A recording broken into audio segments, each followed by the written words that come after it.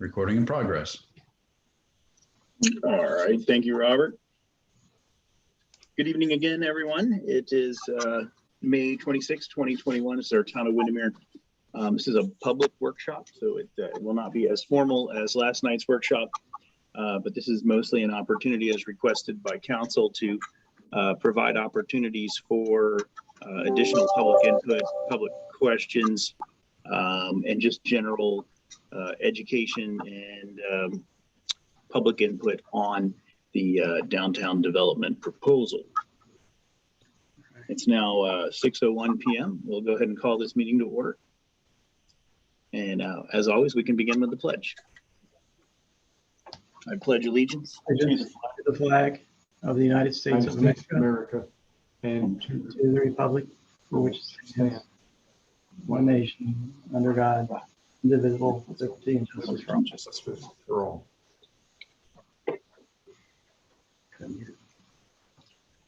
All right, we'll go ahead and I spoke with Robert earlier, and I think what we're going to ask, unless there is a burning desire for public comment prior to the presentations, what I'd like to request is that we hold that public comment till we have the presentations from town staff and the applicant. That way we can get as much information out there as possible and then get any questions answered or any input provided immediately after those presentations. So any objection to that, council? All right. Being none, is there anyone who can't stay for the meeting and would like to offer public input at this point, just to be fair to everyone? Okay. All right. So with that, I believe Brad, we're going to start with Brad Cornelius for the Town of Windermere. Is that right, Robert? Yeah, and just a couple ground rules too is that, again, people have been sending me questions throughout, the last couple of weeks. I've already put those up in the chat box. So if you do have a question, again, hold those until both presentations are made. We'll give you ample time to ask those questions and get those answers for you. If you want to jot it down while the presentations are being made, please open the chat box and go ahead and type it in there, and we'll make sure that we go through that and get those answered. We do have Jim Carr, Mr. Hall, and also Mr. Samnick on behalf of the applicant, and we have Mr. Cornelius on behalf of the town. So I'll go ahead and turn it over to Brad, and then we'll turn it over to the applicant for any presentation that they wish to make. All right, for all those who aren't presenting, let's go ahead and mute so we don't get a lot of feedback. Thank you all. Okay. Thank you, Robert, and thank you, Mayor. Just again, my name is Brad Cornelius with Wade Trim, and I serve as the contracted town planner. So go ahead next, Robert. As Robert said, this is a second workshop that we're going to have, public workshop regarding this proposed planned unit development rezoning and preliminary development plan for the corner of 6th and Main Street. And just as a reminder to everyone, Town Council did hear the first public hearing for this request on April 13th, 2021. So there was the first hearing, and rezonings require 2 public hearings. So that was the first one. And what the purpose and what my presentation will focus on this evening is really trying to respond to some of the questions that were raised by Town Council and some residents during that first public hearing, as well as some updated information that we do have since that first public hearing. And just also so everybody is aware, the second and final public hearing for this request is scheduled for June 8th, 2021 at 6 p.m. So that's the schedule that we're on. So, and this is a workshop between those two. So again, June 8th at 6 p.m. will be the second and final public hearing for this case. Next, please. Just again, as a reminder, and I've already said that the location's at the northeast corner of Main and 6th Avenue. The property is a little bit over 2 acres in size. And the property owner is Downtown Windermere Properties, LLC, which Mr. Carr represents. And as everybody is aware, this property is currently developed. There is a real estate office, the insurance office, the retail, the Elysium store, the ice cream shop, and then on Oakdale, there are 2 single-family homes. So that is what's there. Also, and I don't have this in my presentation, but I will say it because it is important, The property has a future land use designation of residential and commercial within the downtown overlay district. And it's currently zoned residential and commercial. But because it's within the downtown overlay district of the town's comprehensive plan and of your future land use map, it is required to go through a PUD rezoning, and this property is required to be developed only consistent with the downtown design guidelines that were adopted by the town in 2004, and then subsequently implemented within your land development code and within your comprehensive plan. So I know that is a big question that people have still is, there's a residential zoning on those, land use and zoning. When you look at the map, it shows yellow, but there's also the boundary of the downtown overlay district, which allows these properties, and actually not so much allows, but requires these properties to only be developed consistent with the downtown master plan. And again, what that downtown master plan calls for is for the buildings to be focused on the lots that front Main Street, and on the lots that front Oakdale can only be parking, stormwater, and the required buffering. So that is how these properties have to be developed under the town's code. Next, please. And just a reminder of what the proposed project is. They're requesting a maximum of 21,750 square feet of a mix of retail, restaurant, and office space on the property. The buildings will be no higher than 35 feet, which is the requirement. Right, one of the buildings, a building that's at the corner of Main and 6th, has a small piece that's 2 stories, but it'll still meet the 35-foot height limitation, so it will not exceed that. Also, so everyone is aware, 35-foot height limitation is the standard height limitation for everything in the town. All homes, anything is limited to a 35-foot height limitation. So this is no different. There is internal off-street parking and stormwater, which is required as part of the downtown master plan, and also the required project boundary buffering along Oakdale and along a portion of East 6th Avenue. Next, please, Robert.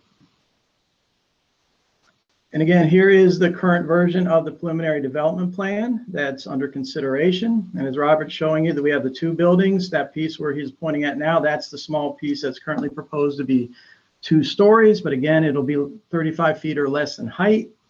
And then to the left of that is the second building, which is proposed as a 1-story building. And you can see a potential courtyard between the buildings. And then right now, preliminarily, you see the parking area, as well as potential stormwater pond location on the property.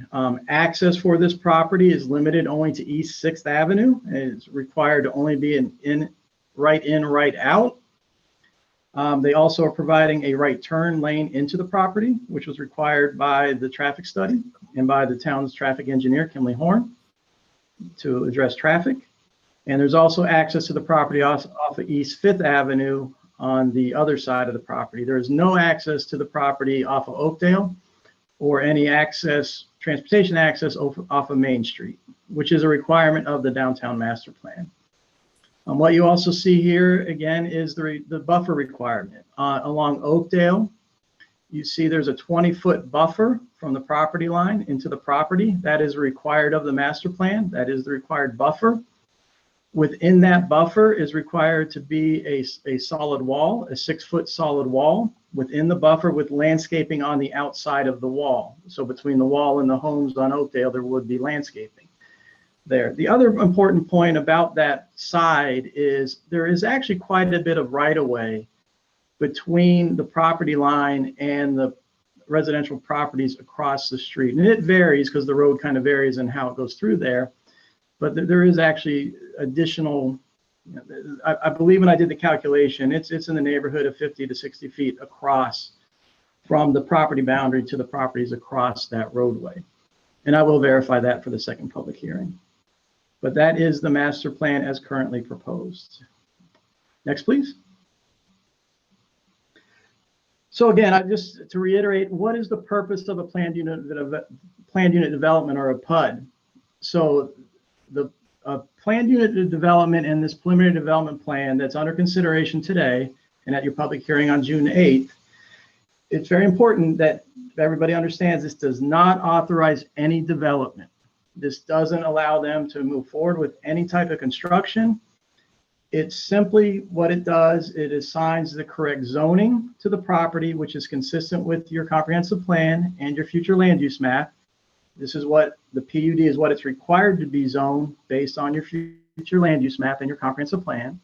It also implements the adopted town center master plan to make sure that the development that does occur there does meet the standards of the town center master plan. And it also sets the maximum limitations on potential development. So it sets the stage for this to move forward, but it does not authorize anything to happen. The next step, if this does get approved, the next step is where that would occur, is if this doesn't get approved, then they have to come back to the town, go back through public hearings with the Development Review Board, as well as with the town council, for approval of a final development plan. Now that final development plan, that is their fully engineered plan. So that's when some of the outstanding questions that we have today, those will all be addressed and fully resolved as part of that final development plan. And it'll be through a public process. It'll be through public hearings with the Development Review Board and also with the town council. And after that, if that gets approved, that then authorizes the beginning of that, then authorizes them to begin the site development. Again, they have to pull building permits, but that's their trigger that now allows them to move forward with construction activities. So the hearings we have on June 8th, the hearing we have on June 8th does not authorize construction. There'll be a whole nother set of public hearings and workshops for sure, because we have that requirement prior to anything being constructed on that property. Next, please. So one of the questions was, what is the change in the existing building area? How much more is going to be there? So we did take a look at what's currently there based on the Orange County property appraiser records. And currently there's approximately 10,774 square feet of office retail, the ice cream shop, and then also the square footage of the 2 single family homes. So there's about 10,774 square feet on the property. The proposed development is 21,750 square feet. So that net change is about 10,976 square feet. So it just gives you the information about what is the increase in potential development on that property as part of this. As you all know, though, when you look at that overall property, there is a lot of empty area on that property as it sits today. Next, please. All right. This is, for sure one of the most significant issues on this project, and deservedly so. So as everyone will recall at the first public hearing, there was a lot of discussion about trees and tree impacts. There has been more discussion since that first public hearing, as well as with Ms. Carter, the chair of the tree board. So we did receive from the applicant an updated tree survey on April 9th in 2021, which was actually provided as hard copy to the council at that public hearing on April 13th. So that was submitted at that. So that was an updated survey of the trees and also included elevations for the property. And then after that first public hearing on May 12th of this year, the town received a certified arborist report by Mr. Joe Samnick, which was dated December 1st, 2020. And again, Mr. Samnick is online with us this evening for that. So we did receive an arborist report after that first public hearing that provides analysis and recommendation related to the existing trees on the site. And how this report would be used, if this gets approved to move forward, is that report would be used as we develop the tree mitigation plan, which is required as part of the final development plan. So we have information from a certified arborist that now we can use that, if this is approved, to make those determinations on trees that should be saved, trees that will be removed, and what kind of mitigation would need to occur, or what kind of alterations could happen to the development plan or the way it's developed to protect the trees. So that will help provide that basis for that further discussion as part of the final development plan. And again, a very important point is this project, like any other project in the town of Windermere, is subject to the town's protection and mitigation ordinance for trees. So again, if they're removing any trees under the ordinance, they're either going to have to be replaced or they're going to have to be mitigated by a payment of a fee to the town. So they are subject, like anyone else, related to mitigation of trees. As part of that discussion with the final development plan and that tree mitigation plan that would be approved by council, at the end, that would set out what that fee would be based on that mitigation plan. Next, please. And that just shows you just images of the updated tree survey and the report that was received by the town on May 12th of this year. So next, please. Oh, and just one, also, I believe that information is also available on the town's website for anybody to take a look at for that. And it is part of the agenda. All right. Thank you, sir. Next, please. Traffic was another significant discussion point as part of that first public hearing. And one of the council members did have a question about what's the relationship of the new traffic that could be generated compared to what's already on the roadway. What's the compared to the existing traffic that's there? So we did ask Kimley Horn, who's the town's engineer and traffic engineer, to provide us that information and to look at that.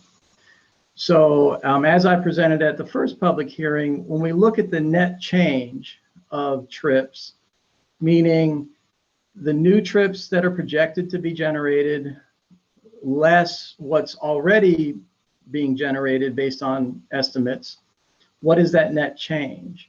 So what you see in that net change, you see in the morning peak, which is between the hours of 7 and 9 a.m., 14 trips is the highest hour within that period. So a peak increase of, or a net increase of 14. In the evening, the PM peak, which is between 4 and 6, you see a net change of about 39 trips compared to what's out there today. Again, that's in the highest hour between 4 and 6. And if you take the average of those two, it's about 27 trips in the net change. Now, what Kimley Horn did, they did then look at these trips and looked at what proportion of the total traffic that's already out there does this represent. So what they provided us is this next part is the project total traffic. So now this is the traffic over a 24-hour period. Based on Kimley Horn's analysis, it's about 1.4% of the existing traffic on East 6th Avenue. As you all know, there is a lot of traffic on East 6th Avenue, particularly in the peak hours.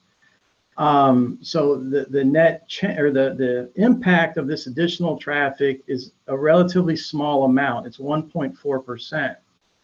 When you look at the PM peak hour traffic, it's just under 1%. 0.9% of the existing PM peak hour on East 6th Avenue. What this tells us from a traffic planning perspective is a standard is if traffic is less than a 5% of existing traffic, it's typically considered what's called de minimis, meaning it's not causing a major change or impact on the existing traffic flow because there's already a lot of traffic there that's out there. So in this case, with this project, with traffic, the focus is now on operational. How do we make the impact of this project be minimize it? Again, we can't make it completely go away, but how do we reduce it and minimize it? And that's where the right turn lane comes in. And that was a recommendation from Kimley Horn to be able to at least bring some of those cars out of the queue that occurs on E6 in the PM peak in particular, to allow them to go into the project without further queuing up within the roundabout. And also the town is looking at potential of making improvements to that roundabout as well. So the finding of Kimley Horn based on this is it is the new traffic that could be generated is actually is a small percentage of what's already out there on the road. Next, please. The last piece that I'd like to present is we have a whole series of conditions that are proposed as part of the PUD ordinance. And after the first public hearing, again, we received quite a few comments from the town council as well as from the public. And I also did present at that first hearing. We also were waiting on receiving comments from the applicant for potential revisions or additions to the proposed conditions. So what I'm going to present now are not all the conditions, but I am going to present what is being proposed to be changed from what you saw at the first public hearing. But before I do that, I will just give a general statement about the conditions as a whole, and particularly related to the issues of great concern. The requirement within one of the conditions within the proposed ordinance does require this tree mitigation plan to be developed and to be approved by the town council. So they have to do this, and it has to get approved by town council. So that is a condition of this project. There is also another condition that relates to this, is related to how do they do the parking lot? And so we have it structured in the condition that does allow the town council to approve other parking ratios or other parking numbers, because we don't want to sacrifice a tree just to gain a few more parking spaces, you know. So when the council, if they make that determination that it's more important to protect this tree than it is to have 2 more parking spaces, the town council can make that determination as part of this condition. So that is in the condition that gives the council, working with the applicant, that ability to make that determination, where there is a greater benefit of protecting the resource than there is a need for the parking. There is also a condition that also calls for the developer to utilize permeable or, you know, pavement materials. So not just asphalt, you know, look at, to the greatest extent that they're able to do, that's feasible, that works, is do permeable pavement, things that can hopefully help maintain the tree cover there and not just have a sea of asphalt there for the parking lot. So that is already part of the proposed conditions. So those are the main ones I did want to hit that I don't have in my presentation here. So in terms of changes from what was presented on April 13th, in condition 2.3.a, what that condition related to was how we calculate the gross floor area, what counts in that 21,750 square feet. And this is a change that was requested by the applicant, which staff did not have an objection to. Basically, we're just saying if it's permanent outside dining, that would be considered part of the gross floor area. Again, you know, with COVID issues, although those are waning now, if it's temporary, it's part of a special event, that kind of thing, that wouldn't count. But if it's a permanent seating area, then it would count. And we would see that as part of the final development plan as well. So that just clarifies that area. Condition 2.3.b, this related actually to one of the standards in the design guidelines, and I believe Councilmember Sapp also brought this issue up. We wanted to clarify that when they're designing the buildings, what the design guidelines say, it's in 20-foot increments, but not every building is divisible by 20 feet, so it doesn't work. So we just put in a clarification here to say that the design, the looking at the design elements of the building, it's no greater than 20-foot increments. So we're not going to have a very wide expanse of just boring, similar looking architecture, that there is building was designed in areas no greater than 20 feet. So if you had a 42-foot building, you know, you're going to have 2 20s and then a 2-foot area to design. So it just accounts for that. Condition 2.3.f, that relates to the size of the parking spaces. We did change that, so we reduced it slightly down to 9 feet by 18.5 feet. And the reason for that is consistent with the downtown design guidelines and what they ask for the size of a parking space. And this also can help in the future to deal with the tree issue. Condition 2.3.l, this is a new condition that was developed after the public hearing. in response to concerns, particularly related to the tree. So what a new condition within the proposed ordinance is that it requires the developer to use a professional professional licensed arborist during the development of their final development plan, but also to maintain the services of that arborist during the construction of the project to assure that they are following all the requirements for tree protection and mitigation. So there is the oversight of a licensed arborist throughout the project till it's built out. So we do have that as a proposed condition, which is a new condition. Next, please.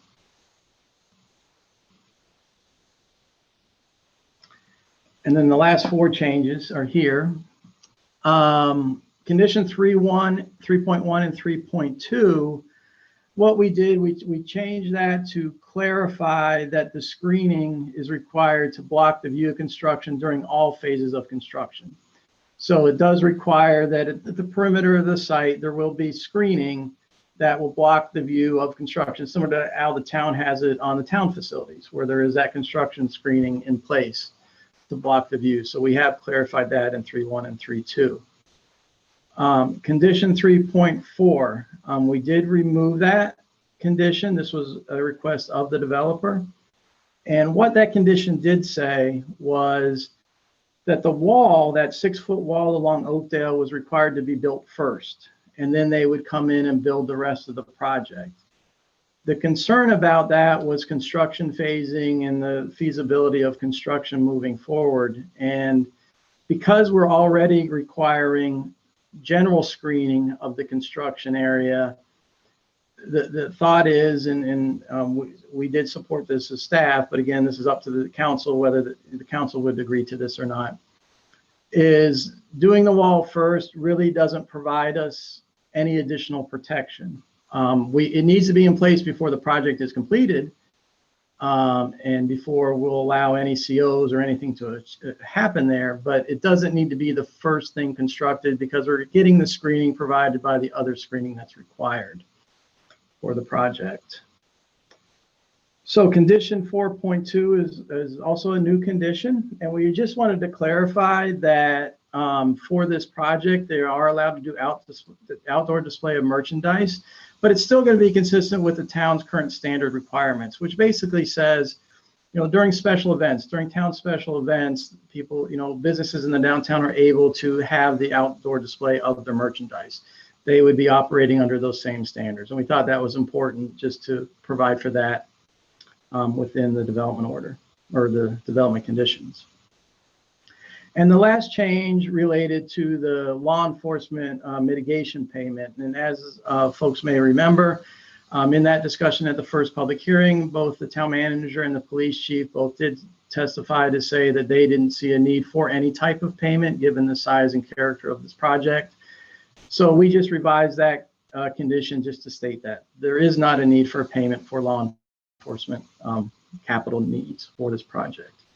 So those are the proposed changes to the development conditions. And what can happen and what most likely will happen when this comes to the final hearing with the town council on June 8th. The town council can accept these changes. They could reject these changes. They could change these changes and have other changes for it. So nothing that we're discussing tonight is final. It's ultimately up to what town council approves at their final hearing, if they approve this. Next, please. The last item I just wanted to touch on, because I think this is very important, and I'm not going to get too deep into it because some of this is legal and I'm not an attorney. But just so everyone is aware, in the state of Florida, we are going through a zoning process.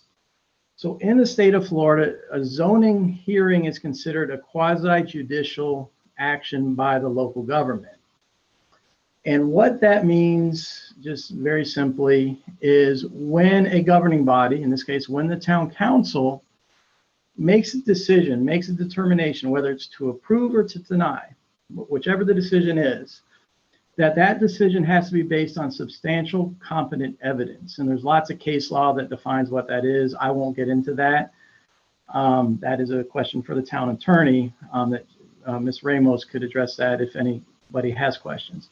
But just to say simply, and Robert can correct me because he is an attorney, basically what that means is your decision can't be based on just opinion, that I just think it's not good, I think it's good, I think it's bad. It has to be based on actually evidence provided by people that are considered experts. And really the two main components of that substantial competent evidence are that you find or not find that the proposed rezoning and preliminary development plan is compliant with the town's comprehensive plan. That's the first finding that you make, and that's part of our analysis that we provide the town council. And also whether or not it's compliant with the town's land development code and what's required for development of this property. So those are the two standards that this has to be reviewed against. And within the land development code and the comprehensive plan review includes the town center design guidelines because they are adopted in both of those documents. So, but those are the issues that need to guide the decision of the town council. Again, the council is open to make any decision they wish to make. It just needs to be based on substantial competent evidence. And again, I'll say it my third time, if there's any questions about the quasi-judicial process, please ask the town attorney for more clarification, because that is a legal issue. And the last issue about process or standards for review for the town council is that the town's charter has also a requirement related to rezoning, which is specific to the town. So what the town charter requires that 70% of the town council must approve a rezoning to any non-residential zoning classification. So in this case, a PUD for a commercial project is a non-residential zoning. So that requires 70%, or in other words, 4 out of the 5 town council members would have to approve this. It's not a simple majority, but it's basically a super majority. So that is a requirement of this as well. So just make sure that everyone is aware of that. The applicant is also aware of that requirement in the town charter. Robert, next, please. I believe that's the end. So my final is just the next steps. So again, the second public hearing is on June 8th on 2021 at 6 p.m.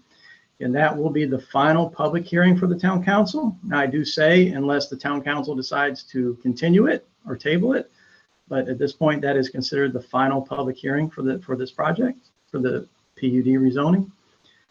And again, if the town council approves rezoning preliminary development plan on June 8th, then the applicant will then be preparing the final development plan, come back for additional public hearings with the town's development review board and with town council. So and again, and one of the conditions that is in the ordinance does require the developer, as part of the final development plan process, to also come to town council at least 3 times in workshops to discuss the project prior to it coming for hearing. So there will be lots of more opportunity as this continues to get fleshed out and finalized for public input into this project. And finally, again, no development is authorized until the town council approves the final development plan after that whole other set of public hearings. I believe that ends my presentation. I'd be happy to try to answer. Robert, if you want me to answer questions now, I'm happy to do that, or I can do it later. We'll open her up for either Mr. Hall, Mr. Carr, or Mr. Samnick if they want to do a presentation. If not, we can open up to questions. I'll leave that at the discretion of Mr. Carr.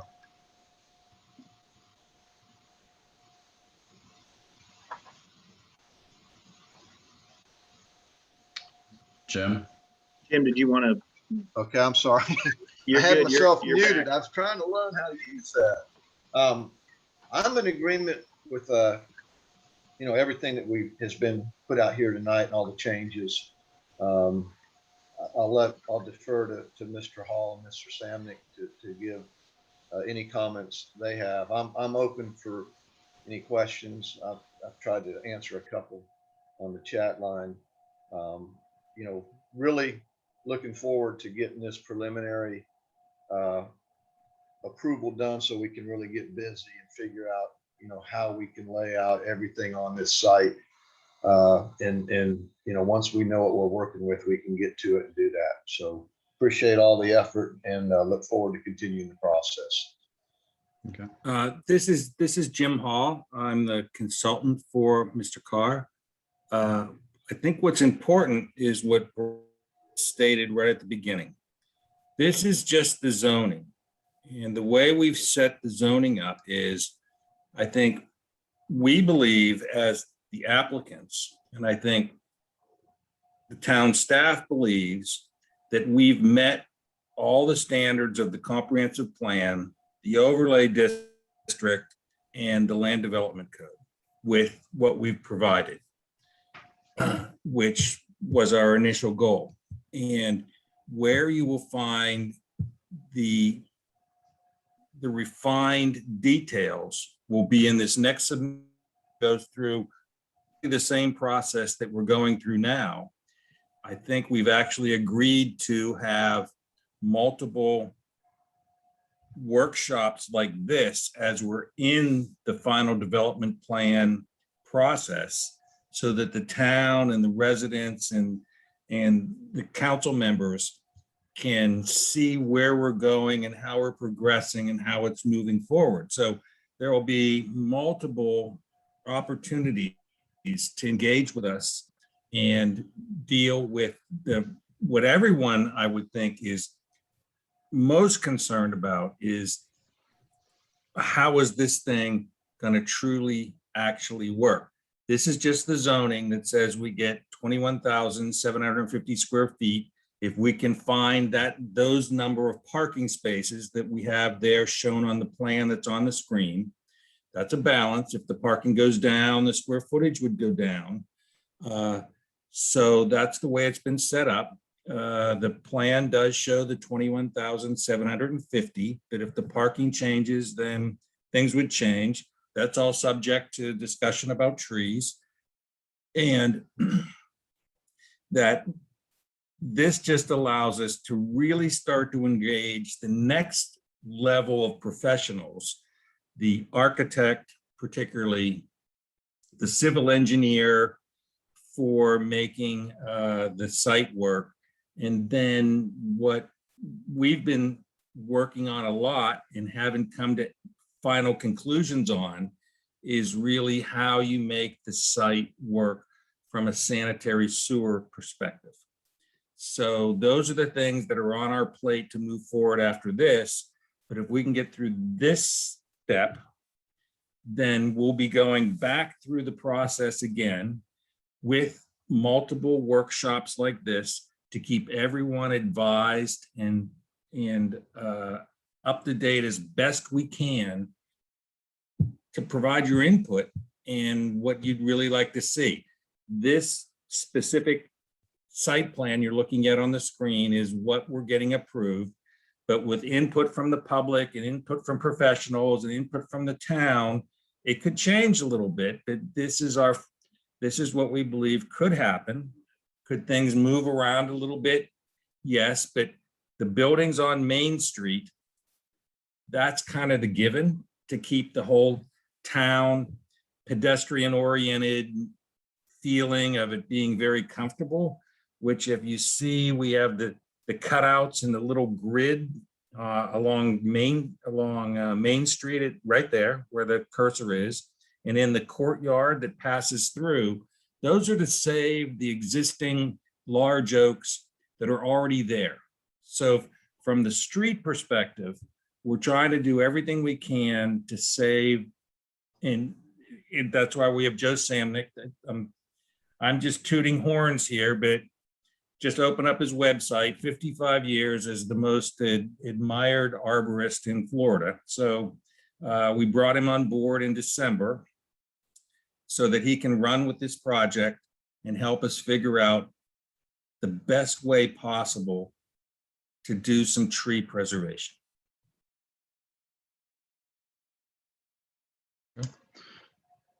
And then I believe that Joe Samnick stated before that he's here just to answer any questions that might occur. So if that's it for presentations, we can go ahead and move forward into the question and answer portion. I do see Susan Carter did raise her hand utilizing the icon, but I did receive a lot of either text messages or emails relative to some of the questions that are already been proposed. And I'll go ahead and read those off. The first one is, why was the tree survey that was completed by the developer in December not presented prior to the DRB or the first reading of town council? And I would like the applicant to answer that question. We had a tree survey that was done a number of years ago, and there haven't been any new trees grow. And the largest oak trees really probably haven't gotten much bigger. I think the survey is like 8 years old. But because everyone is so concerned, we had that information. We went ahead and did a new tree survey, and we hired Joe Samnick to then do his qualitative assessment of the trees on site. So did we have a tree survey? Yes, there was. And, you know, if y'all know the site, no new oak trees have sprouted up that have, if they have, they're very, very juvenile. All the mature trees were on the original survey. They've been reconfirmed on the new survey that we did not have in December. Mr. Carr hired the surveyors then probably in March, and we could provide it in April. So let me add to that too, Robert. This is Jim Carr.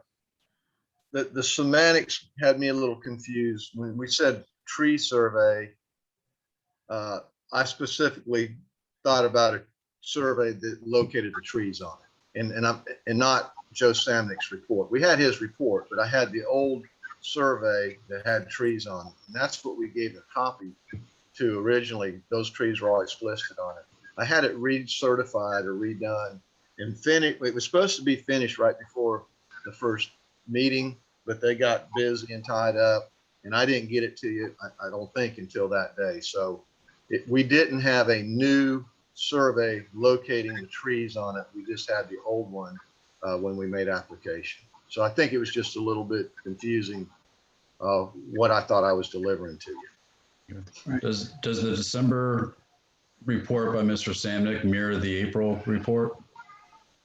The April report is actually a survey that locates all the trees and lists it on the survey. Right. Robert, and I can confirm. So as Mr. Carr said, before the hearing on April 13th, Mr. Carr submitted the new survey, only a survey that was done in March, showing the location of the trees as well as providing elevations. So all we had was the survey, which I did hand out to the council members at the meeting on the 13th, and we have as part of the record now because it was submitted on the 13th. The report from the arborist, Mr. Samnick, that was not submitted to the town until May 12th. And as the question kind of referred to, however, the report is dated December, which was before the DRB and before the town council. So I believe the question really is, why was not the report by Mr. Samnick not submitted prior to those meetings, when it was done prior to those meetings? Well, I recommended to Mr. Carr, I've known Joe Samnick for 20 years or more, and I recommended to Jim that we hire him to take assessment of the trees on site. And so we all three of us met on site in I guess it was probably early December. And we walked the property together and we talked it through and explained the project to Mr. Samnick. And he then went back to his office, and after spending a number of hours on site and taking pictures and notes and measurements, and then wrote his report. So an arborist report is not part of the requirements for a submittal. So we were actually getting out ahead of the issue of the trees by hiring Mr. Samnick and having him do the report. And then as we got towards the hearings, we produced the report so that everyone would see that we are doing what we can do for tree preservation. Okay. Next question was, will the developer agree to have the landscape plan reviewed by the tree board prior to approval? The landscape plan, and this gets to be a little bit of semantics. We're not required to have a landscape plan for this preliminary development plan, which is really, that's the name of it in the town terminology. This is really a zoning hearing. Mr. Hall, let me just stop you real quick because Yep. I did have a question. The issue is related to the final development plan. Correct. That's where I was going. Thank you, Brad. I believe, yeah, the question is, will you meet with because I did have a meeting with Ms. Carter, and the request is that the developer meet with the tree board as part of the development of your final development plan for them to review your tree mitigation plan as well as your landscape plan for the property. And the answer to that is very simple. Absolutely. Aren't we required to do that anyway? The tree mitigation plan, yes, but as far as the review by the town tree board, I don't believe so, unless it's contractually agreeable, which we did with Estancia. Okay. Well, let me ask, just for clarity, what does that mean? And is that a governing body that approves or disapproves the plan? Or they just make a recommendation? Just what's the process? What are we talking about? They make a recommendation. They cannot approve or deny pretty much ad hoc. That's something only DRB can do. Okay. So they would make a recommendation to support the tree mitigation plan and the landscape plan. Landscape plan would be, again, probably the landscaping in the buffer area, and then the tree mitigation plan would be everything that's within the four corners of the development, by working with not only whoever you hire as your arborist throughout the process, but also like you do with Estancia, the town hired their own arborist to work with your arborist on looking at the surveys, looking at Mr. Samick's report, and seeing what are going to be the best management practices on saving as many trees as possible. Okay. Yeah, Right. I don't see any problem with that. When we're meeting with the tree board, is it a quorum? How many people? I'm not that familiar with it. What is the process with them? They have 7 members, and it can be, at the discretion of, whenever you can meet, whenever you're at that point where you have a plan ready. But again, we would work with the tree board on hiring a third-party arborist who will work with your arborist on creating the tree mitigation plan, and it can be jointly presented to tree board for their blessing and recommendation to town council. Now, town council can go with the recommendation or against the recommendation. It's completely up to them. Okay. I think Mr. Carr, Mr. Hall, I think the important thing here is that if we have the blessing and approval of these committees as we move this through the process, that makes the additional approvals needed much more smooth, requires a lot less engineering from the town council perspective. And it just basically makes the process work a lot better. Because it's already been everywhere it needs to be. You can make the little tweaks and changes prior to get those approvals. Again, it's not something that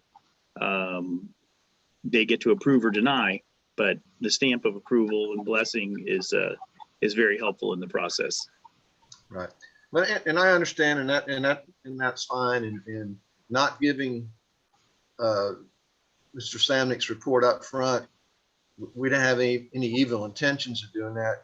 To me, it's just premature in the process. We have to do that. It'll become a major part of this whole development process, and that's why we started with him, so we had an idea of what we would be looking at and what we might need to do. So we understand moving forward that a tree mitigation plan is going to be a huge deal with us, the town, the residents, and everybody else. So we fully intend work through the process and work with everybody the best that we can to make this work for all of us. Yeah, I mean, we have. I missed that. Yeah, Family.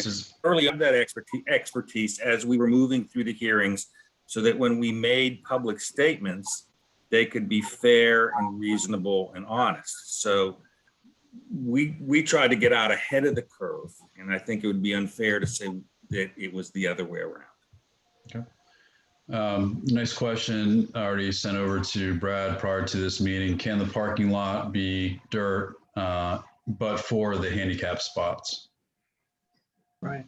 Yeah. So, as Robert said, he did send that, and I did speak with my engineer about that question as part of my response. So the concern with just doing a dirt parking lot, particularly related to a commercial operation that's going to have daily traffic, and as you all know, with your dirt roads, it will rut. It can turn to a mud pit. It's not an efficient way when you have an active site.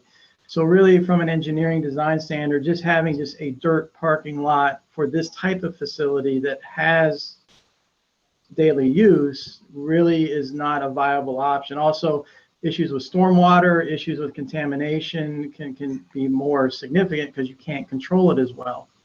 However, saying that doesn't mean it has to be asphalt. Doesn't mean it has to be an impervious surface. And that is a condition that's within the proposed development conditions, is for the developer to their best ability through their engineering and their design to do pervious, I'll call it pervious pavement, but pervious systems for the parking lot where it doesn't have to be hard asphalt. It can be pervious type of systems. So no, we would not recommend just dirt, but we absolutely would support what I would call a green parking lot that has the pervious characteristics and supports the larger intent of protecting the trees in the area. But of course, that has to be engineered and designed to make sure it works right. All right, thank you, Brad. Yes. What I'll do is, before we get into the additional chat box questions, I know that Susan has her hand raised and is probably getting tired from being raised so long. So I'll turn it over to Susan, who is also the chair of the Windermere Tree Board. Okay, I just wanted to have a few clarifications, just to make sure this is out and on public record. So as part of our land development code, I want to ensure that as part of our tree ordinance, that we use the ANSI A300 standards for this project. And that includes things, a tree protection zone, that includes having an arborist on site. I'm requesting to have an arborist on site for the root pruning, for the structural pruning that's necessary, or any of that that's necessary, demolition, pouring of foundations, and also follow-up reports. This has been done in the town offices. This has been done at the new brewery. And I just want to guarantee that I have this on record, that we continue with these standards that we have set forth in our ordinance.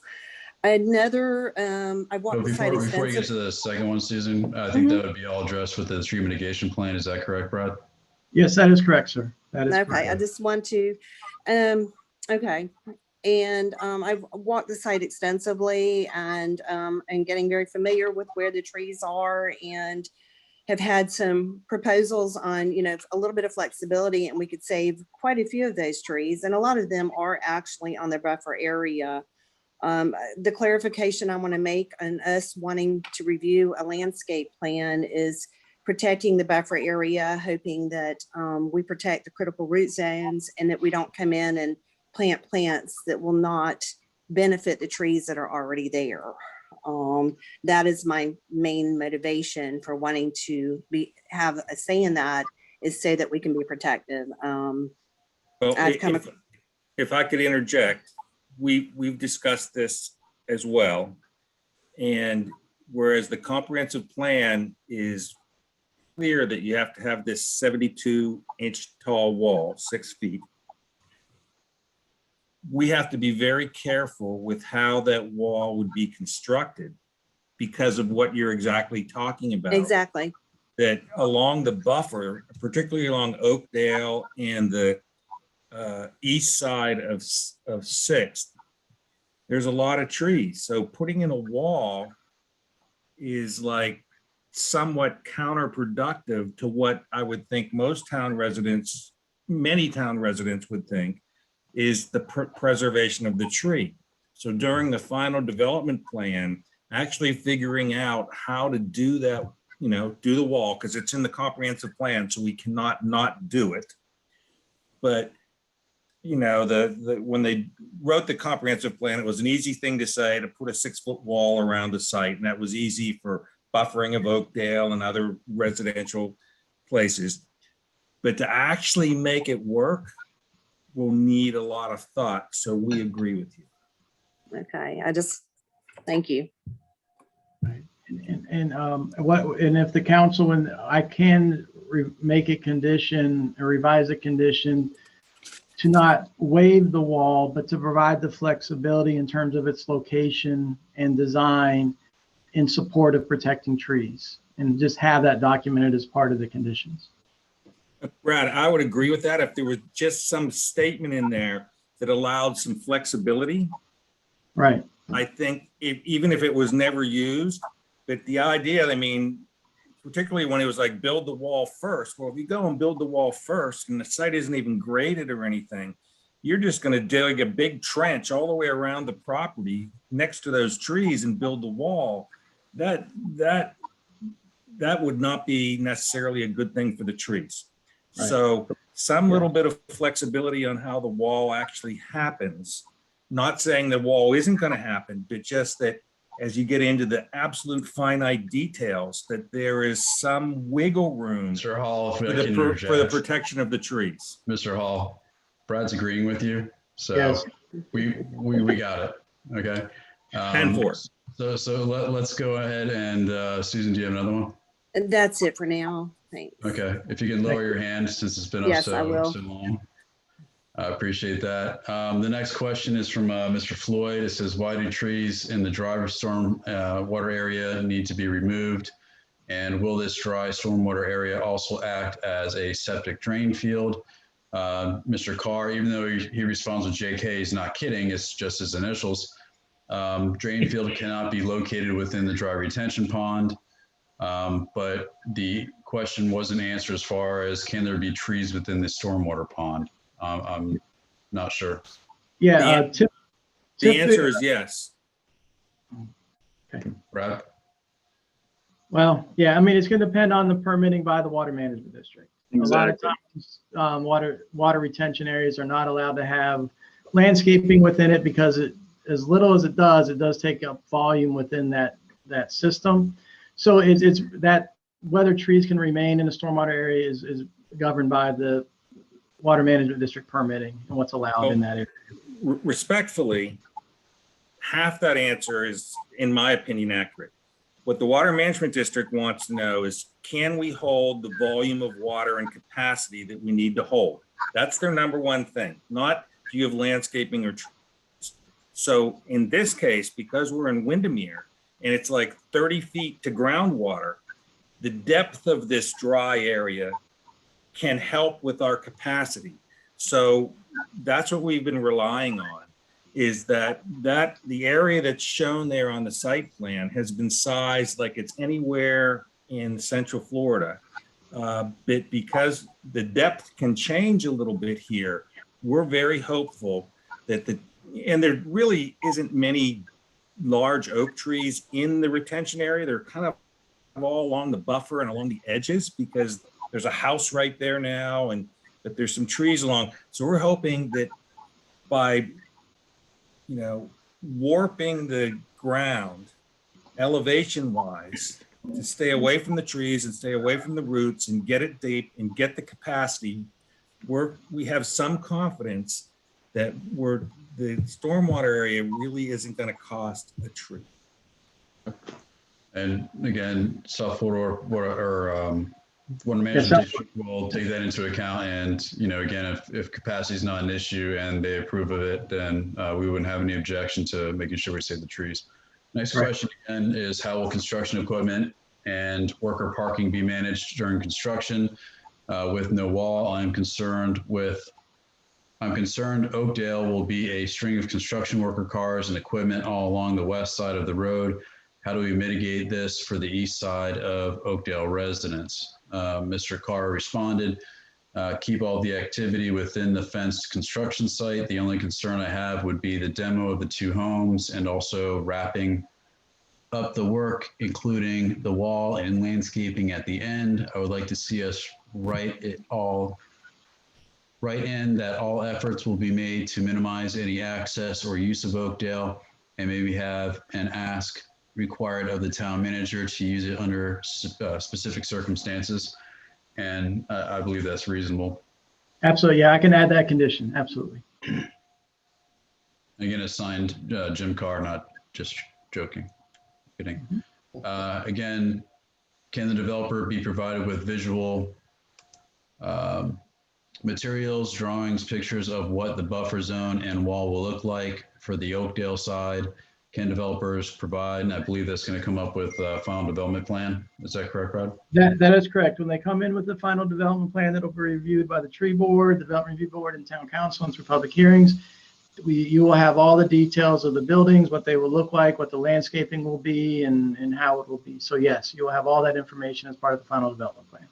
All right, and this one's from Brandy. I see that condition 2.3 for what's in the agenda packet. There's a transportation condition that says the owner contributes to the roundabout and pedestrian crossing Main Street. This also needs to include crossing across 6th Avenue or 6th Street.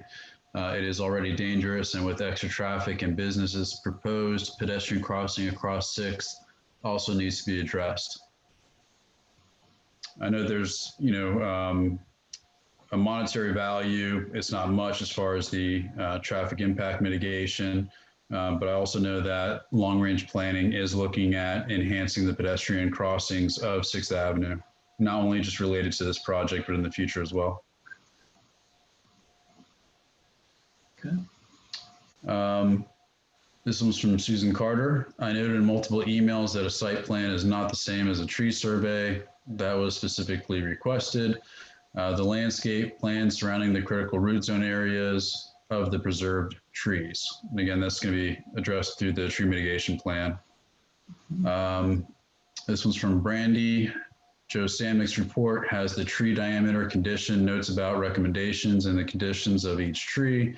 The applicant may or may not have been required to provide the report or consider it not a survey, but it was clear from the council, committees, residents, etc., that there were big concerns regarding the trees that should have been provided. That's not a question, just a statement. Daniel Floyd, can signage be added on 6th Street for no through traffic and or no right left turn on Oakdale during peak hours? Any additional signage that is required will have to go through town council, and that can be hammered out through the final development plan. And it would have to go through an engineer report as well. We already have that process established, and we would have to go through that process for us to make any changes to any signage and or traffic patterns, which you see on further down 6th Avenue, not 6th Avenue, Main Street, to eliminate some of the cut through traffic, as well as Ridgewood. This one's from Brandy. If they do pervious systems for the parking lot, can they do it without compaction? Per the tree report provided, Ryle, and that breathes is preferable over an impervious material. What must be remembered is that more important than the pervious material used is the compaction underneath it. That is what kills the tree, the compaction. Again, I don't believe that's a question, but a statement that can be addressed through the tree mitigation plan. Correct, Brad? Right. Yeah, that's correct. And also, as part of the engineering design of the site, the engineer would have to address those issues in coordination with the tree mitigation and the recommendations of the arborist. So that would be addressed. And this one's from Pam S. Can some parking spaces be dedicated for golf carts and therefore be smaller? I don't believe that's going to meet any code. Right. Doesn't mean Right. it can't be done if there's extra room, but Right. Yeah, they're going to park anywhere. They'll probably park in the retention pond. I hate to say it, but yes. they'll find a place to park. I mean, they are not, they don't make a big impact. They are required as part of the fine. It doesn't show on the plan, but they are required to provide for bicycle parking, bike racks, but. Yeah. And just don't feed your gremlins past midnight there, Brandy. All right. Is there any additional questions for the applicant and or staff?